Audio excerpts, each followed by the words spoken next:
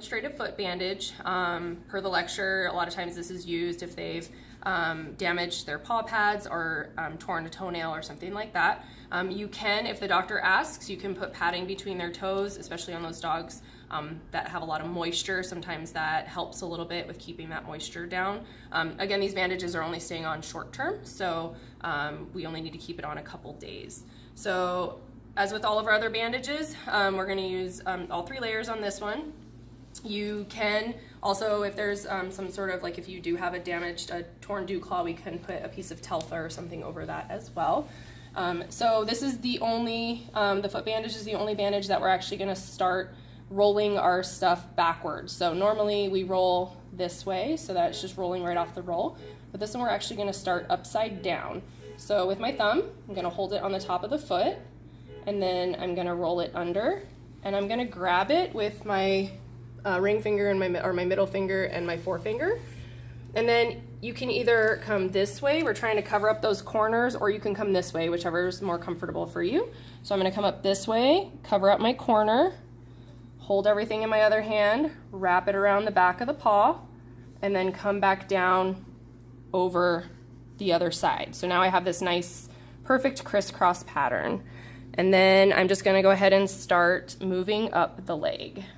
I want to make sure I have 50% coverage, so you can see that I'm going 50% of the cast padding that I had done before. And I do want to make sure that I don't end it right here before the joint, because that way every time he kinks his leg like this, it's going to put a lot of pressure and cut off circulation and potentially make that paw swell. So we are going to go up just right above his carpus. And then I'm going to go ahead and do the exact same thing with my other 2 layers.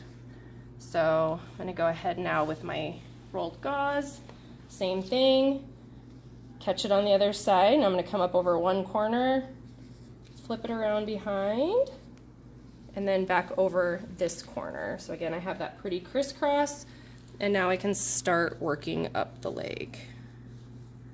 Again, trying to keep my 50% coverage.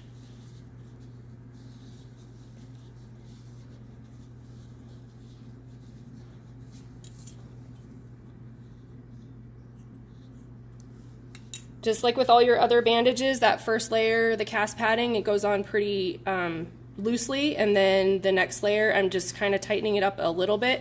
You can see that I can still get a finger in here pretty easily, so it's not super tight. These do tend to fall off pretty easily if the dog or cat shakes their foot, so we do want to make sure that the crisscross pattern will help keep it on there. We also want to make sure that it's not super loose so that I can just pull it off.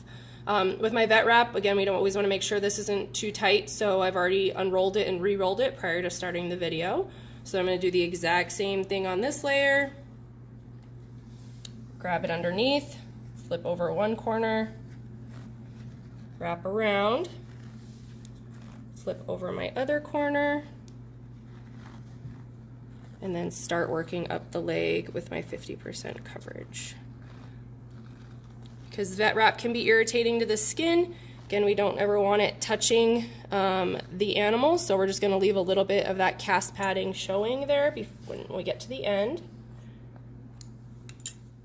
And then the last thing we're going to do, especially when you're doing your lab skill, you're going to let me know that you're going to put a piece of elastic on. So we have our 2-inch elastic on. You want to do 50% on the animal, 50% on the bandage. So this little red line down the center gives you kind of a place to keep it. So you know you're correct, and you're just going to wrap it around. Again, not supposed to be tight. It's just helping to keep the bandage from sliding. And then we can also cut a small little patch at the bottom so that they don't slip, because vet wrap, especially once it's been up against something for a while, it becomes very slick. So we can just underneath here, if I didn't, wrap it around here like this so that they have this nice little non-skid pad so it's not as slick for them. I want you to notice that this bandage isn't at all bulky. They don't have a club foot. That's going to be really important, especially in your cats, because they get really irritated, and if it's really clubby at the bottom, they'll start shaking their paw a lot. And that's how we do a foot bandage.